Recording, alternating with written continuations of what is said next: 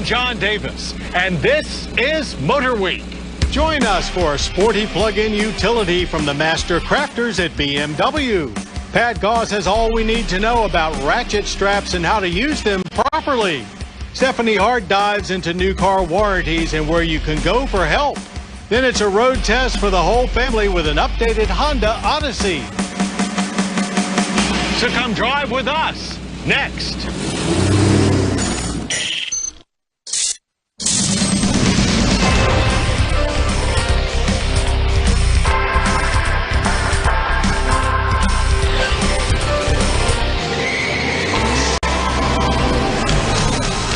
Motor Week, 40 years steering you in the right direction.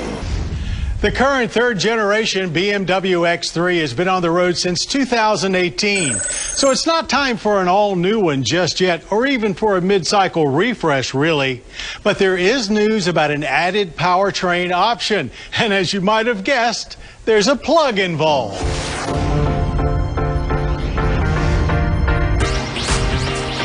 BMW already has a host of plug-ins throughout their lineup, but they haven't had one in their best-selling model until now. So enter the 2021 BMW X3 xDrive 30e.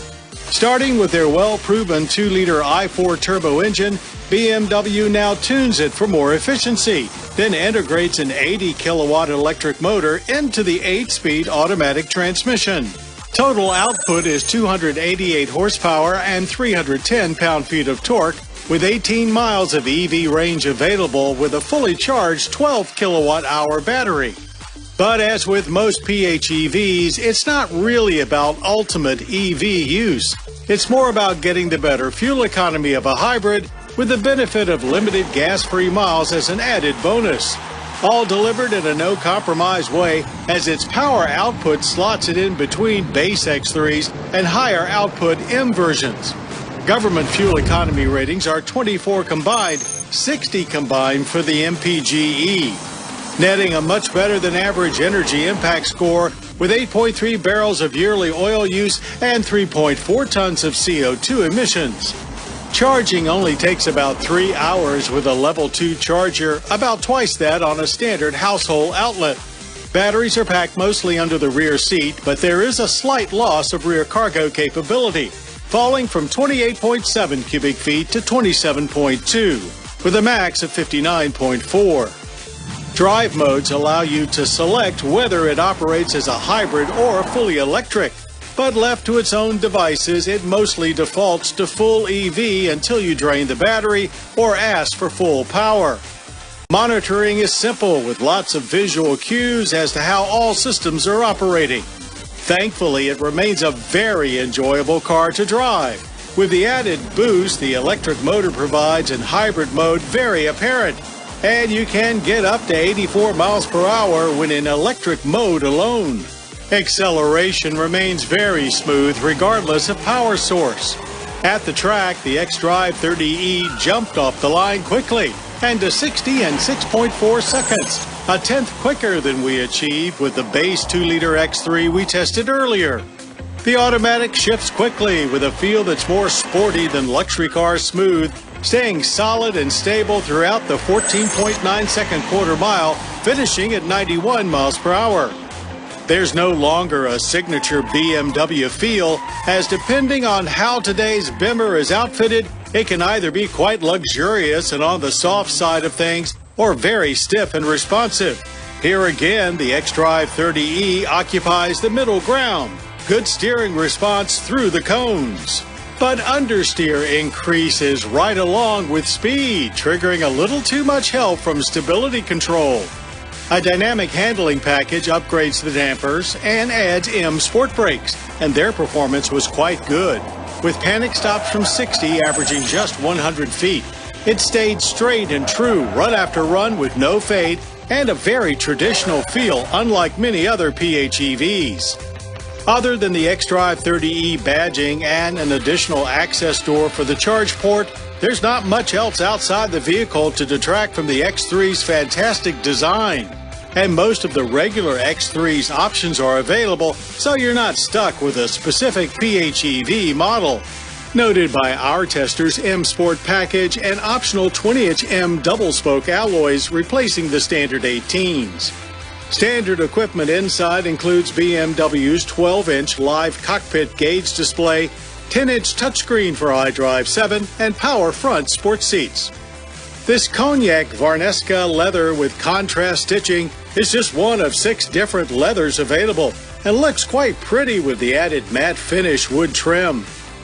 As far as European competitors go, BMW seems to be taking the lead in offering a host of PHEVs in their lineup, though Audi appears to be slightly ahead when it comes to full EV offerings here in the States, as a fully electric iX3 does exist, but BMW hasn't made it available here as of yet. Preferring to enter our EV utility scene with a much bigger splash with the forthcoming iX. We've certainly come a long way from the original X3 that arrived for 2004 and quickly became BMW's #1 selling model. BMW seemingly took what they'd learned from the mid-size X5 utility and merged it with a 3 Series, even offering a 6-speed manual transmission. We called it a real street performer, one utility that declares its sports sedan lineage loud and clear. Of course, BMW now does more innovating with batteries than manual transmissions. xDrive 30e pricing starts at $50,595, $4,600 over a base all-wheel drive equipped 2-liter X3. Now that may seem like a lot of money to put down for a small SUV, but it's about par for where the small luxury SUV segment is at these days. And of course, it's not for everyone. But considering you're getting both a little more performance and potentially a lot more efficiency, the 2021 BMW xDrive 30e is one of the better PHEV deals in the current luxury climate.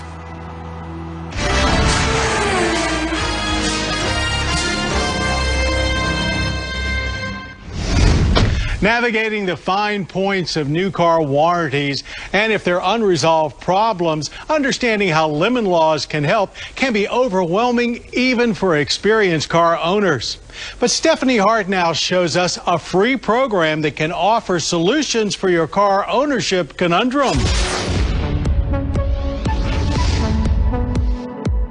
So what should you do if you think your vehicle has a defect? First, look at your warranty. Determine if your vehicle is still under warranty.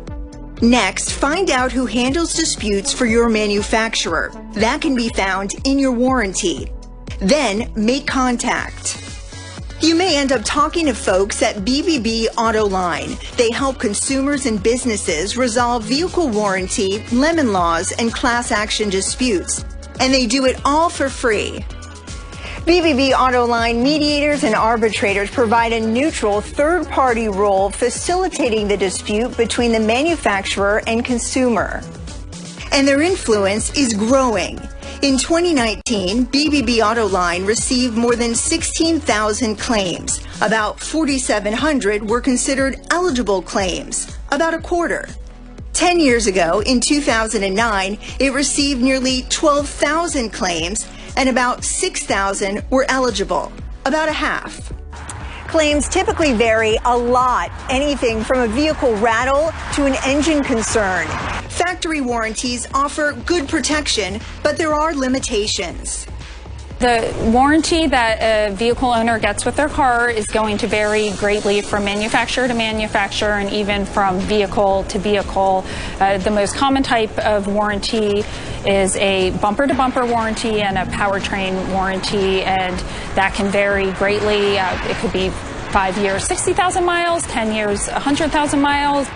What warranties don't cover, often lemon laws do. Each state has its own lemon law, which protects consumers against potentially defective vehicles. For example, New York has a lemon law for used cars, while other states may only have a lemon law for new cars. Lemon laws also vary on how many repair attempts it requires before deeming the vehicle a lemon, and whether or not there's a penalty for the manufacturer. State-by-state lemon laws play a significant role in the dispute resolution process. It's a good idea to reach out to your local motor vehicle department or state attorney's office for more information. BBB Autoline says most of the time disputes are resolved in mediation. In fact, over 62% of our claims are resolved in mediation, where the two parties will come to their own settlement on their own terms.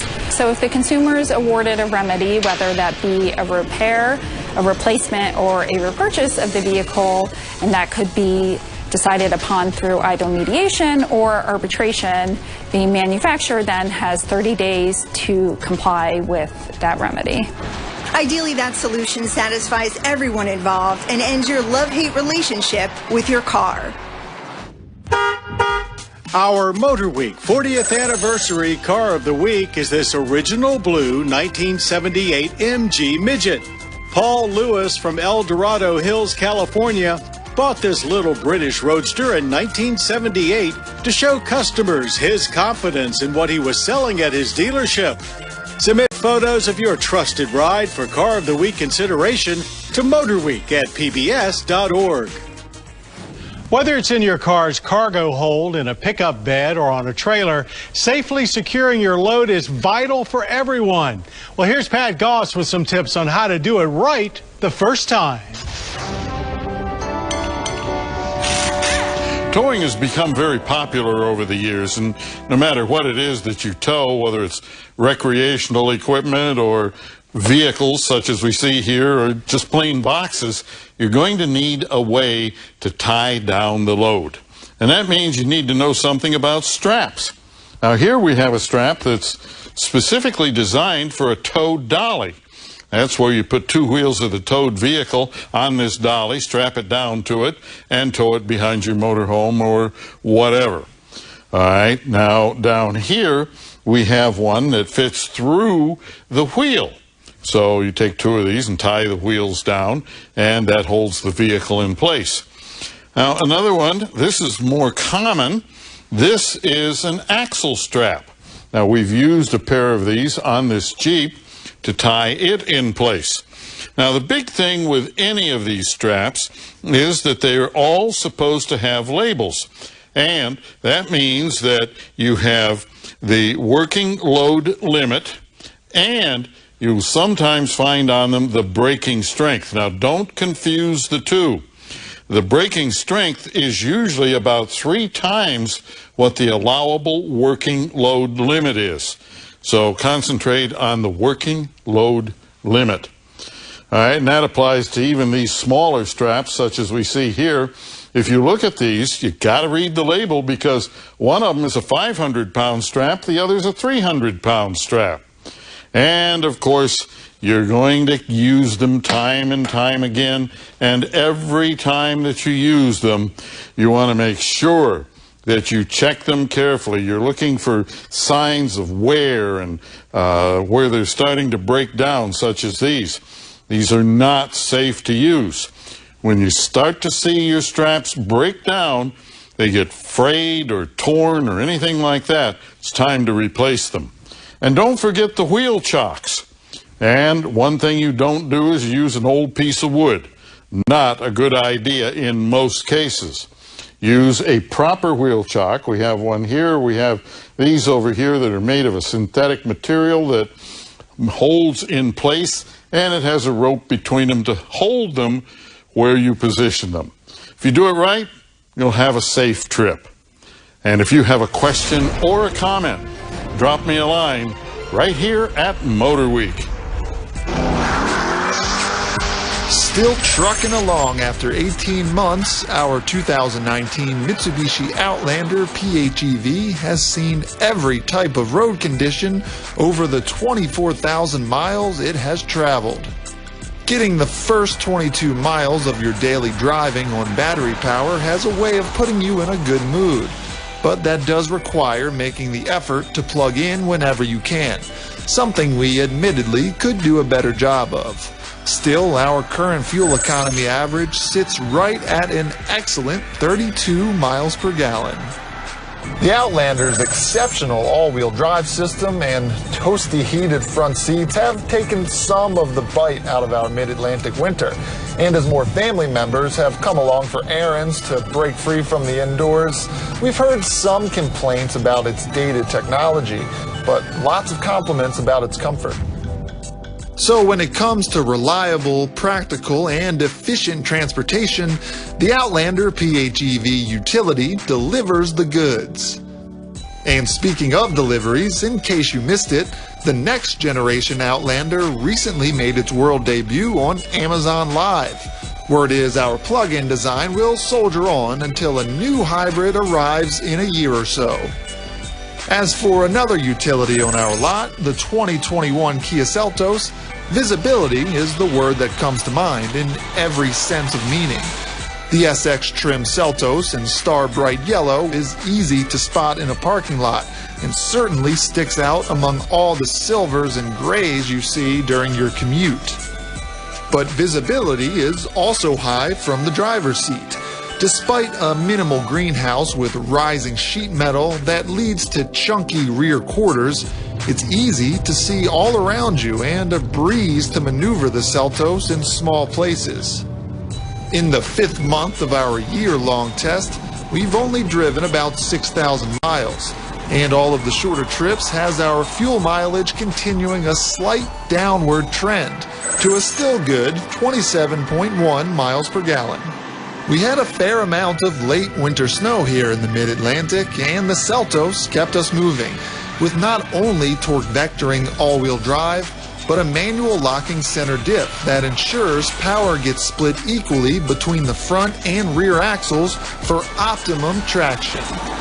We'll check in on our bigger pair of utilities, the Volkswagen Atlas Cross Sport and Hyundai Palisade, on the next Motor Week long-term road test update. Time now for a look at some new automotive hardware headed your way with a fresh round of quick spins. The Mazda CX30 subcompact utility has only been in the Mazda lineup for just 1 year, yet already is second to only the Mazda CX5 in terms of sales for the brand. It's a great-looking, feature-packed crossover with premium intentions, but like us, many buyers have made their desires known for more power, and Mazda has certainly been in the giving mood lately in that regard. So, if you saw our recent first drive of the Mazda 3 2.5 turbo, you can probably tell where this is going. Yep, that same engine has found its way into the CX30. The 2.5-liter i4 turbo rates the same 250 horsepower and 320 pound-feet of torque, but it's not just a straight transfer, as there's been a slight retune with the aspects of a utility vehicle in mind. The suspension also gets minor tweaks to compensate for the additional weight of the engine, the rear differential gets added reinforcement, and Sport Mode has been recalibrated to increase response from the G-vectoring control, all designed to improve off-road ability without sacrificing on-road performance. Smaller vehicles generally mean more content at a lower price, and that's exemplified here with a truly premium feel. Having more power than what you may need also plays into that. It's all the Mazda 3 performance that we love, with some additional practicality and capability. Keep in mind, this engine was originally designed to replace a V6 and a big old 3-row crossover. So the fact that it's now in this tiny package makes for a lot of fun. And I love the fact that they kept the 6-speed automatic transmission. Gets you where you need to be without a lot of searching around or hunting for the right gear. The 2.5 turbo is designed to deliver not just a more powerful, but a more premium experience in the 2021 CX30. So expect to pay around $30,000 for the privilege. The 2021 CX30 is on sale now. So stay tuned for more here on Motor Week. Every once in a while, a car comes along that really catches your eye. Witness the Beat, the Honda Beat, Honda's latest entry into the K-Class. Honda continues their commitment to the minivan segment and has been rewarded by legions of faithful fans for their Odyssey. So 21 sees a host of updates to keep those fans happy, as well as perhaps entice new households to think twice before buying that less practical crossover.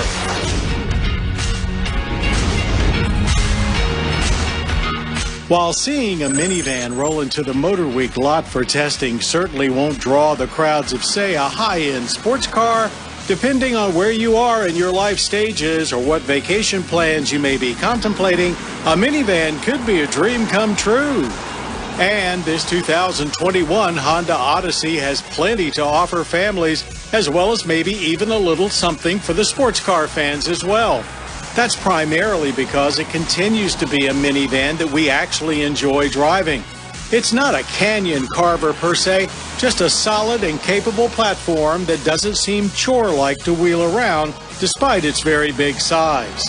And indeed, getting right to the track, our test driver found it quite fun to run through our slalom course and not just, quote, for a minivan, unquote. The lack of body roll was comforting, and the Odyssey changed directions really well. We could feel some stability control working in the background, but it never stepped in fully to shut things down like we've seen in many family haulers. Nothing new in the powertrain department, still front drive only, no all-wheel drive is available, but the 280 horsepower 3.5-liter V6's 262 pound-feet of torque is more than adequate to get a family van load up to speed quickly and tow the minivan typical 3,500 pounds. Originally just available in touring and elite trims, a 10-speed automatic transmission is now standard across the board.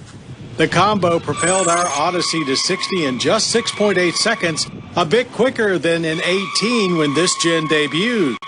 Full throttle launches will spin the wheels a bit, but again here the traction control system seems to just aid in finding grip, getting you away with confidence instead of just halting progress.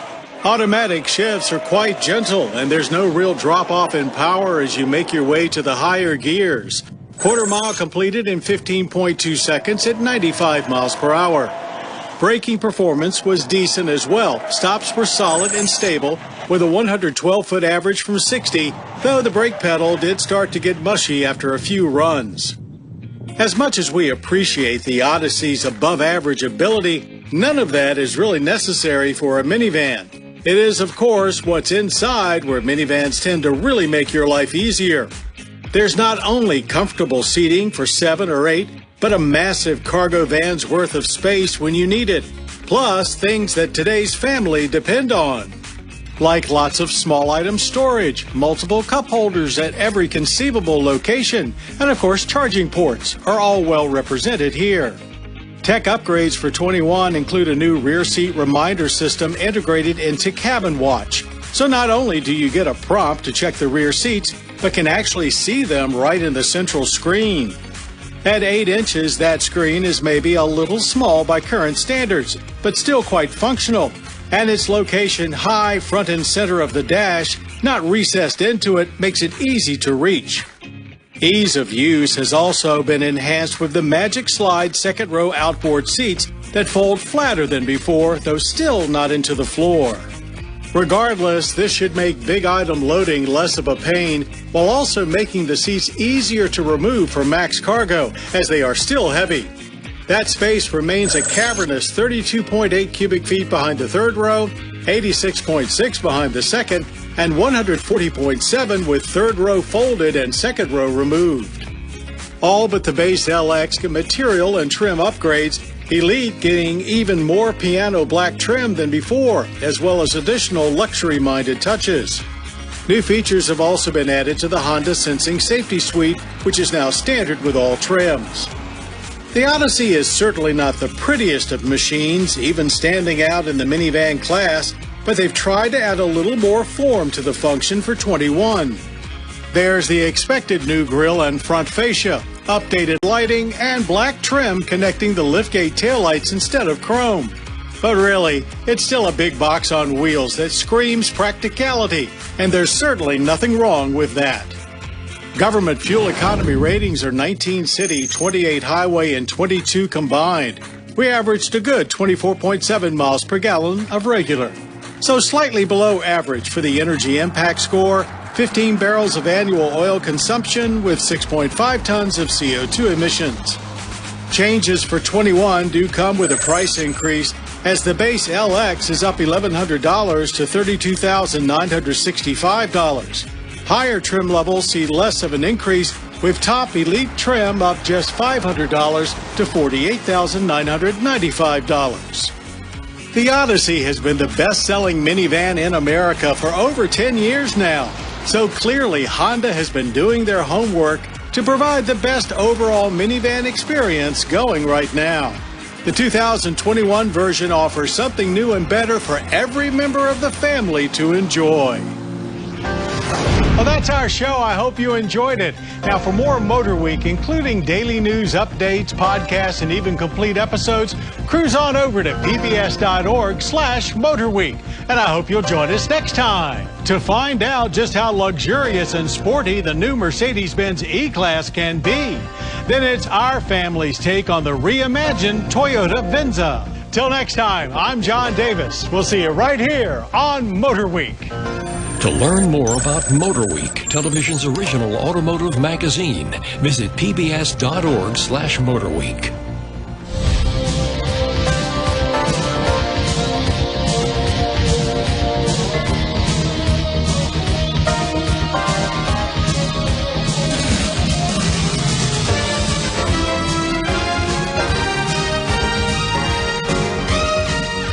This program was produced by Maryland Public Television, which is solely responsible for its content.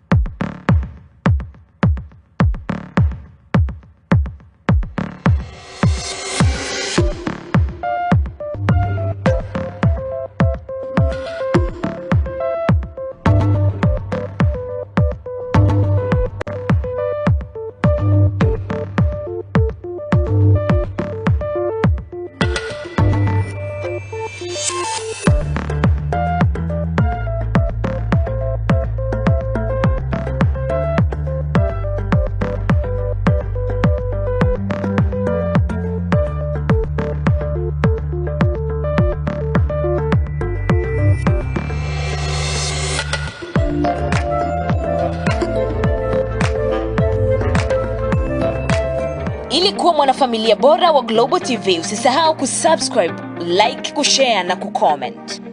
Baada ya kusubscribe, bonyeza alama ya kengele ili kupata taarifa kwa kila video inayopanda Global TV Online.